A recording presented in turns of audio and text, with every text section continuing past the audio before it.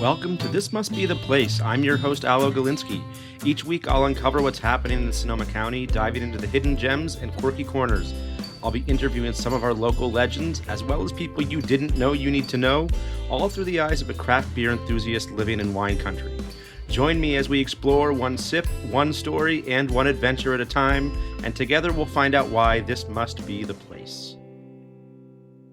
Today, we are headed to the Museum of Sonoma County's prestigious 36th Annual Artistry and Wood Exhibition, and we're joined by two masters of the medium and curators of the show. John Cobb, a renowned professional woodturner known for his stunning hollow forms and bowls crafted from reclaimed Bay Area timber, and Don Jereb, a master woodworker perhaps best known for his signature Mobius mobiles, stunning ceiling-hung sculptures created from intertwined strips of steam-bent hardwoods. A former chairman and current program director for the Sonoma County Woodworkers Association, Don has been a driving force behind the Artistry and Wood exhibition. We'll talk with John and Don about the behind-the-scenes selection process, what it takes to turn a raw piece of local wood into a museum-grade work of art, and how they turned a local gathering into one of North America's most respected woodworking shows. The Artistry and Wood exhibition runs from now until May 24th, 2026 at the Museum of Sonoma County in Santa Rosa. There's also a concert happening featuring all instruments made of wood that's happening on February 1st from 2 to 3:30 p.m. Welcome to This Must Be the Place, John and Don. Thank you, Alo. Pleasure to be with you. Yeah, this is a lot of fun, sounds like. Well, we're going to have a lot of fun diving into all things woodworking and fun exhibits with both of you, but we always like to start at the beginning here on This Must Be the Place, asking about your background. So both of you, how did you discover woodworking, and was it always central to your creative self, or was it something that you found later in life? For me, it's found later in life. Of course, as a kid, I did do a little bit of work in the workshop with my father, but never to any great extent. In my professional career, I didn't have time to do any hobby type activities like this, but I did start doing it towards the end of my career and started making pieces of furniture. And once I retired, I went full bore into this as an avocation and a wonderful thing to do to create both furniture and pieces of art. And Alo, I started doing ceramics in high school and then left the creative world as life and jobs and family situations progressed. But then once one of my sons was 15 years old, and we took a bowl making class at a local high school. And for me, that lit the spark and is like, wow, I have to keep doing this. And from there, it was just exploring more, taking some lessons, and then really just working on my own. But that was the spark that got me interested in working with this amazing medium. Well, I'm always in awe of people who can do creative things with their hands. I'm a creative type on the stage. I like to perform. I like to talk on podcasts every once in a while. But in terms of doing anything creative like that, I'm always in awe because that's not for me. So I'm really excited to learn more about your craft and head to the museum and see the exhibit. You did tell us a little bit of your aha moment with art in general, but reflecting on your artistic journeys, was there a specific aha moment or kind of light bulb or a first project where you realized that wood wasn't just a building material, but a way to express your own artistic voice? I can't really say that there was a true aha moment. There's a number of them where I was becoming more appreciative towards the art of wood and the art of utilizing wood as a medium to create things. So it built upon itself to the point where I really truly see extreme varied artistic modalities that wood can give. And so in most respects, it was not a true aha moment, but rather cumulative. And for me, I mentioned that I took that class. Well, one of the projects we did ended up being a green bowl class, which is a piece of wood that comes from a recently cut down tree. And just seeing the color of that wood was just amazing. And it was like a piece of art in itself. And for me, that was that moment of that, wow, I got to keep exploring this. And now every time I open up a log, I cut it with a chainsaw. You never know what you're going to find, but it's always incredible. That's so cool how something like that can just spark an interest and want you to keep going. Like, you never know what that's going to be. For example, like as an adult, I got into Legos, and that's a hobby that I never was really into as a kid.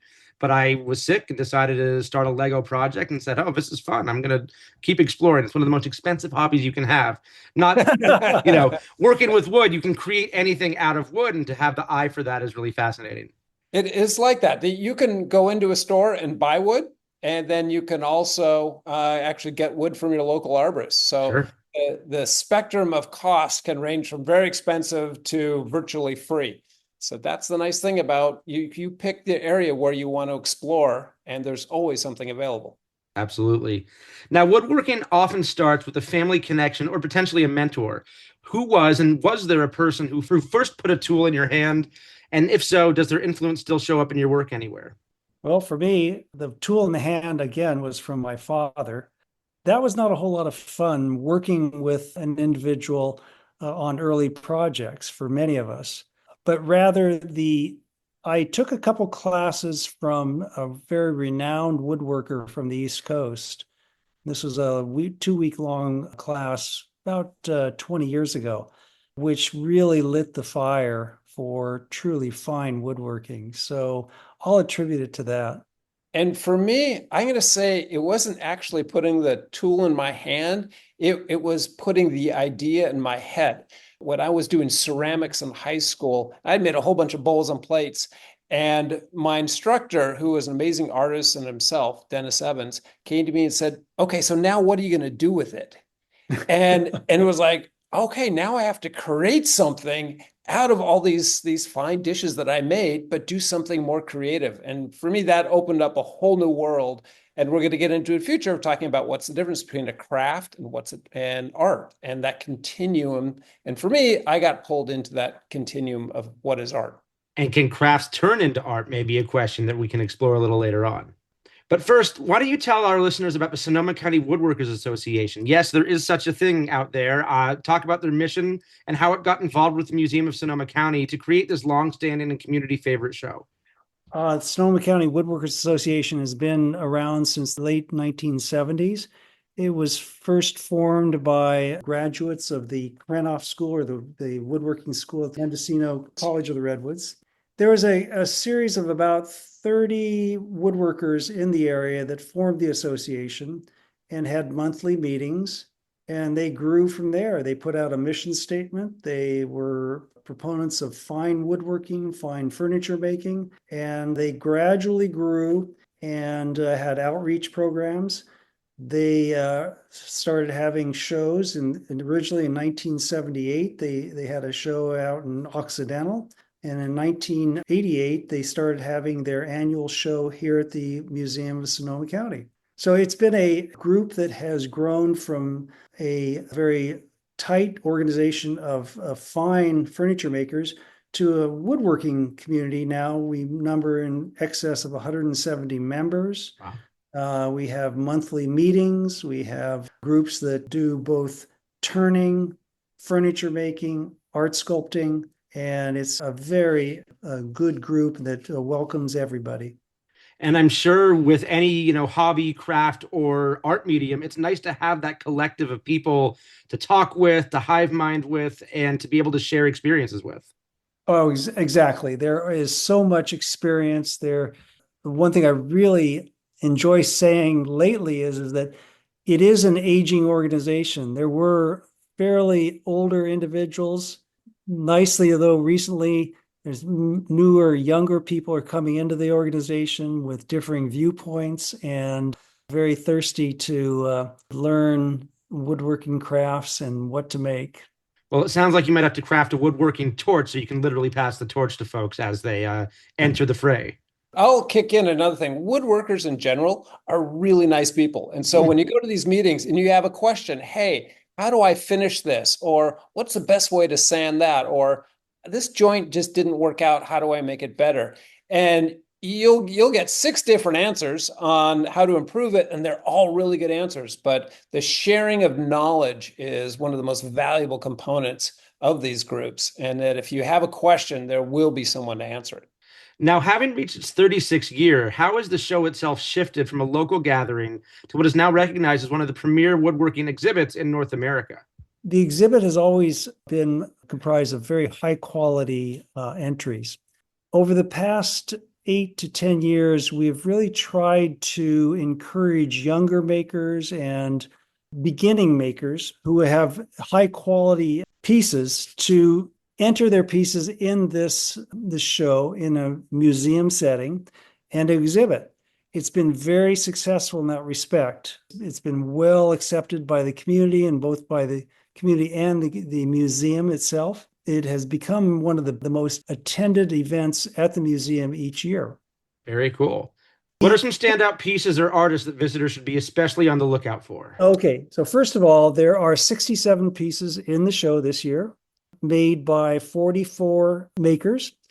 Some makers have more than one entry. The standout pieces include, at least in my mind, this is my opinion, there are some tremendously interesting wood sculptures by Bennett Ewing. He's a first-time contributor to the show. He's from Occidental, and his pieces are not to be missed, in my opinion. There's also just purely cabinet work, which is just exquisite, by Thomas Stockton, who used to be work in this area, but now lives outside of Reading. He has an exquisite cabinet that is made from local Claro walnut with inlays of mother pearl and abalone that is exquisite and is not to be missed. On the turning side, if we go to what the judges liked, the best turning was a piece by David Marks. And it is fascinating. This is a wall-mounted piece. And so with wood turning, you'd think, oh, it's got to be a craft, and that it's going to be a bowl, or it's going to be a bowling pin. But this is a piece that has just unbelievable craftsmanship in the way he has put this piece together with phenomenal inlay technique that is, world-renowned for what he's able to do. That's a really interesting piece, in that you've taken an area that is normally a craft, and now you've pushed it way to the far end of what is art, and that is got the award for best turning.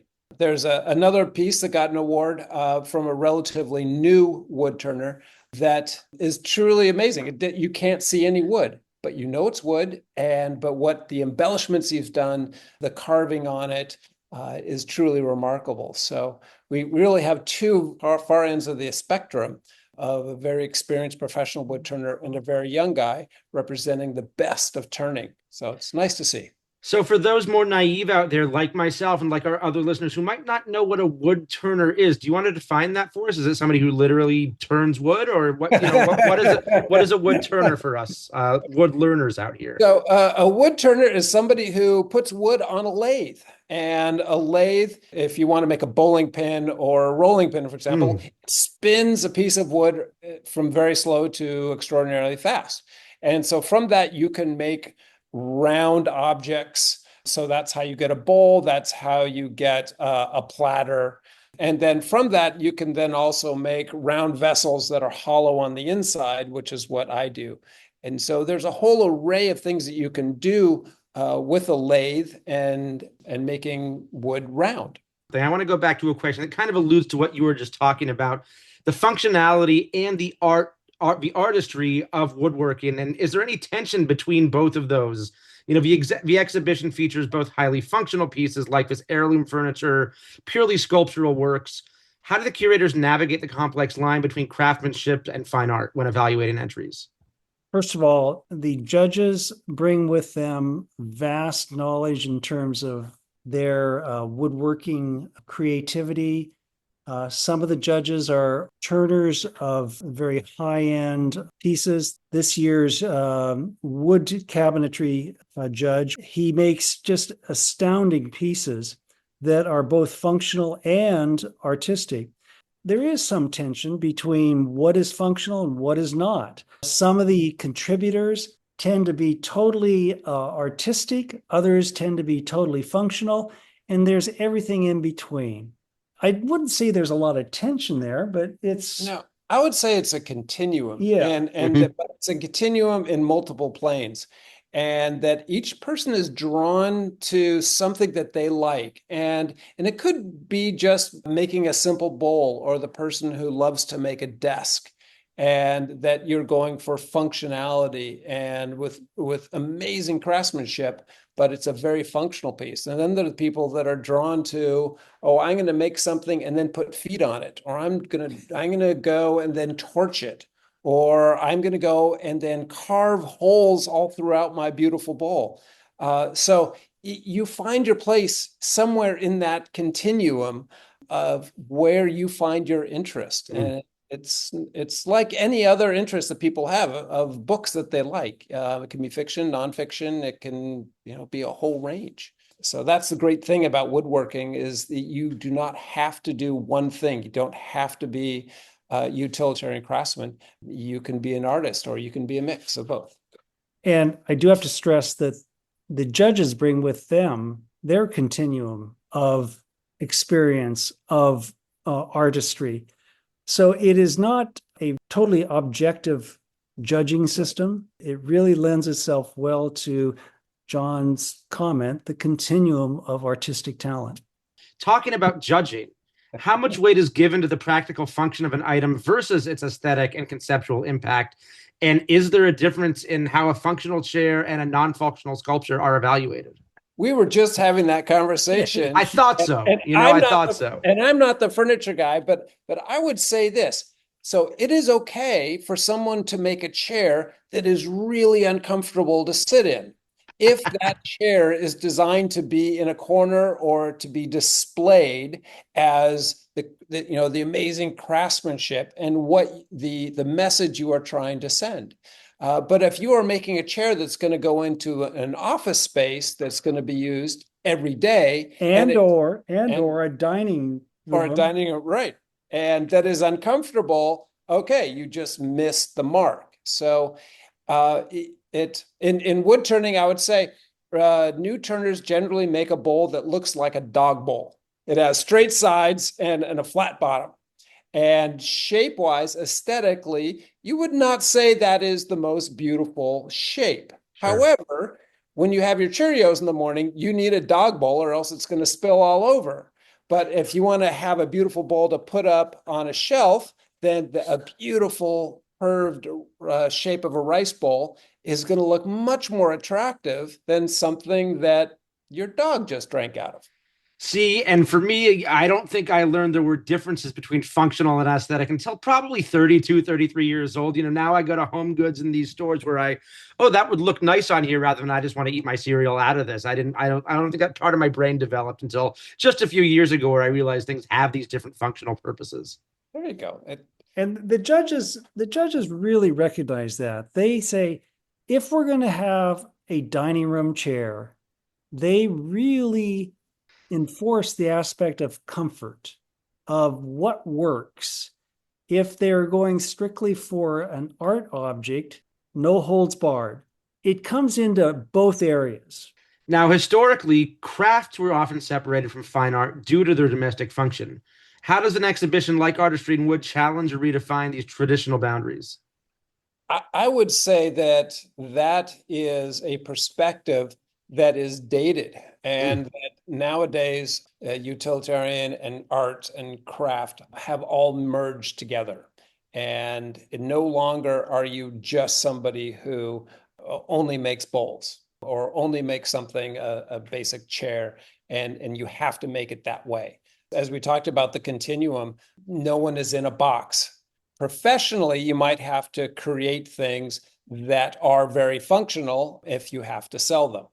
But if you have the freedom to create what you want, then it is up to you. You do not have to stay in one genre or another. You hit the nail right on the head, though, that it is economically driven. Those that are cabinet makers are beholden to clients who want cabinets. Those who are art woodworkers or art enthusiasts may be fortunate enough to have clients who do want artistic wooden objects. So there is a continuum, but there is also reality. And unfortunately, sometimes that does slow things down a bit, so to speak. Now, what criteria must entries pass to be accepted for the exhibition? The pieces need to be, number one, be of sound construction. Now, there are ways in which that is evaluated, whether or not it is furniture that will withstand sitting, or wood cabinets that will withstand the movement of wood. So number one, it has to have sound woodworking technique. The other is that it needs to be in good order, meaning it can't have any major defects. It needs to be well executed, both in construction and in any type of, like I said, defects that come to mind. And then finally, it cannot be made from any kit, nor if it is a copy or a near copy of any other woodworker or creator, that individual has to be cited as the original designer. So those are the main criteria. Okay. And do you want to walk us through what the judges are looking for when they're evaluating a piece for an award? Well, if I was inside of their minds, I could, but Fair enough. they're what they're looking for is, number one, sound construction. Construction that meets sound woodworking criteria. That's number one. Number two is creativity, and each judge brings with them different opinions of creativity. So we do, over the years, we get different judges that have different ideas of creativity, and that really mixes it up quite nicely. And sometimes we have insights that are very, very encouraging and very mind expanding for all of our members. They bring with them their own ideas behind woodworking, their own ideas behind what is beautiful to them in terms of wood. Needless to say, differing points of view come forward. And I'm sure it's nice to have a rotation of judges because it keeps things fresh as well. And it means that the people who are entering these pieces don't know what to expect year to year. If they saw for 5 years that certain types were winning awards, they might think, well, these judges have a preference for or a bias towards this type of look or aesthetic or functionality. So you never know what you're going to get when the cast of characters judging is rotating. Right. Correct. Yes. And so that's why Don is very good. Every year we have different judges. The show's been grounded in Sonoma County for so long, but it does draw participants from across California. How does or has this broader geographic reach, has it impacted the diversity of work on display? I really can't say that it has. The quality and the types of work have all been, in my mind, of such high quality and high caliber. It really hasn't been any significant regional influence, so to speak. Yeah, the show attracts people for entries from throughout California, and as Don has mentioned, that we've also had from Texas, and then this year from Connecticut. And so it is one of, if not the best woodworking show on the West Coast, and is known for that. So we prefer to keep it local, and that this is about Sonoma County, the greater San Francisco Bay Area, and really celebrating the quality of work and the amazing craftsmen we have here. But we do have people coming in from outside the area that are also bringing their expertise and the work that is remarkable on their front. And with 170 plus members in this association, it does seem like there's just breadth of experience and breadth of perspective to draw from for all these exhibitions and entries. Yes, exactly. But also, as you said, there's 60 people or 60 entries, 40 people entering. The club isn't just about this show. Mm-hmm. This is one facet of the club. And the club has so much more to offer people that don't really need to or want to enter into the show, but they do enjoy looking at it and experiencing it. But really, it's the whatever goes on around the show is why they're involved with the club. Well, I never would have thought of woodworking as such a social kind of, activity and way to get involved with other people. One thing I do know a lot socially about are concerts, and going to concerts as a way of getting people together and experiencing art and culture. Now, there is this concert happening in conjunction with the exhibit where all the instruments played are made of wood. Can you tell us a bit about the showcase instruments and the artist, who I believe is Santa Rosa based, who makes them for big time musicians? First of all, Andrew Carruthers, a local violin and cello maker here in Santa Rosa, placed one of his cellos in the exhibit this year, and it garnered a best of class, that is best of musical instruments. He will be hosting, or we as a club will be hosting a concert on February 1st at 2 p.m. Two of his instruments, both the cello that's in the show, as well as one of his previous cellos, that it was made for the artist who's going to be performing on it, whose name is Mia Pixley. She'll be coming up from Oakland and will be playing both her instrument, and a friend of hers who's also a cellist will be playing the other cello. And they will be performing some of her own work, that is, what she has composed to play on this cello that it was specifically made for her by Andy. Very cool. It's going to be a very exciting concert as far as I'm concerned, and we're actively encouraging people to attend. And the concert will happen in the middle of the show exhibition space. So we'll move out some pieces, but it's going to be really interesting. It should be an amazing experience to have the whole museum filled with the sound while you're surrounded by all of these wood pieces. Yeah, absolutely. That sounds so immersive, and having all the wood and the acoustics adding something to the tone of the show, definitely. Now, many past winners of the exhibit and the contest have gone on to be featured in publications like Fine Woodworking.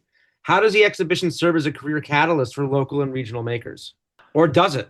I would venture to say it's not a significant catalyst for most contributors. Woodworking, furniture making, creating wood is not an easy path to follow. Yes, some of the contributors to the show do sell their pieces as a result of the show, but by and large, it's not an extreme opportunity for makers to either sell their stuff or promote their stuff. Although there have been some situations where collectors do come to the show and they do view pieces, and there have been some significant sales from the show.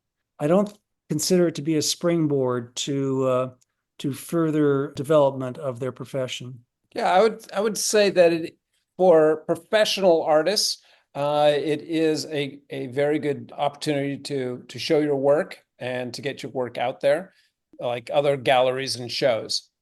Given that it is one of the larger ones in Northern California, it does help with that. But it Absolutely. does, yeah. And all visibility is good visibility. Yes. Yes. Now, as we start to wrap up here, I want to ask a couple questions. How does the show and the Sonoma County Woodworkers Association aim to inspire this next generation of woodworkers? As you were mentioning as we first started talking, that it is an older generationally organization, but there are some new people coming out of the woods, as it may be, to join you and learn from you.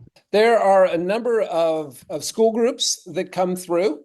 And so what we hope with that is that as the youngsters come around and they look and they see wood and they see these objects and they go, whoa, I would like to make that. And that just gets lodged in their brain. And one day, whether they're with their grandfather or whether they're in high school that has a shop, or maybe when they graduate from college and are working, they might go, I want to try that again. And so we don't expect someone to see the show and then walk out and go buy a table saw and start making furniture. But what we would want to do is you walk into the show and you see that wood is an amazing medium, and that you can make desks, you can make bowls, you can make things that hang on the wall, you can make musical instruments, and these all come from the same thing that is just a tree outside of your house. From this immersive experience of wood, that's kind of what we hope will just get the spark. And whether it's a young person or whether it's someone who's 60, we just would love to see that person get some interest and want to pursue something in wood, whatever that might be. Well said. Well said. Right on. So just lastly here, as we wrap up, where can people find your work? I have a website, donjereb.com, and I feature a lot of my work on that. And individuals who want to purchase my works can contact me through that. I also sell mobiles at the Gardner in Berkeley.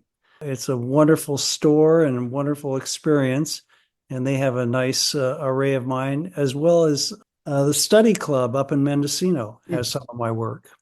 And my work can be found online at turningdesign.com. And I also have pieces at the Gardner on 4th Street in Berkeley and at Gump's in San Francisco. And we also want to highlight that the Sonoma County Woodworkers Association has a website, Yes. which I believe is SonomaWoodworkers.com. Thank you. Well, thank you two so much for appearing on This Must Be the Place. Although I loathe to do it, we're going to log off here. And I just want to say to everybody who's listening, get out there. I know this exhibit runs through the end of May, but don't delay in going to see the woodworking exhibit. And if you can make time in February to come to this concert, it seems like it's going to be a really immersive time. So to Don and John, thank you both, and I'll catch you very soon. Hey, Sounds good. Thank you for having us. The interviews are done, which means I think it's time to crack one open. Interviews make me thirsty, and I want you thirsting for knowledge about some great beer, both local and not so local. Each week, I'll introduce you to a beer I find discussion-worthy and explain the nuances of what makes it fantastic in my eyes and why you should give it a try. And just to keep it on point, I'll even try to make sure the beer reflects the vibe or theme of the episode. A conversation about well-crafted goods deserves a well-crafted and unique beer to pair alongside. While January and the winter weather is in full swing, I've been exploring as many dark beers as possible, and one in particular caught my eye, quite literally because of the gorgeous can art. I snagged a 4-pack of Moonlight Brewing's Tipple, a wet hop winter ale, not knowing what to expect, and man, did I enjoy every sip. One of their wintertime releases celebrates the wet hop, which I touched upon in an earlier segment. These are hops that are picked right off the hop vine and thrown into a beer within 24 hours of harvesting for maximum hop aroma. Moonlight has partnered with local Sonoma County hop farms every year to brew this one, so it's truly a very locally made beer. While wet hop beers are typically IPAs and lighter by nature, this is the Moonlight twist. They have added a hoppy beer base to a dark, roasty ale. It comes with aromas of burnt coffee from the malt, along with orange and herbal spice from the hops. At 6.7 alcohol by volume, it's a nice warming alcohol content to help get through the rainy days of January. Moonlight has always been very adept at balancing their beers, and Tipple is no different. You get toasted caramel notes as you sip along with more orange and just a hint of spice. While this one may not be on the shelves for long, I urge you to head to Moonlight Brewing in Santa Rosa or your local beer store and snag this while it's still fresh and the perfect winter evening companion.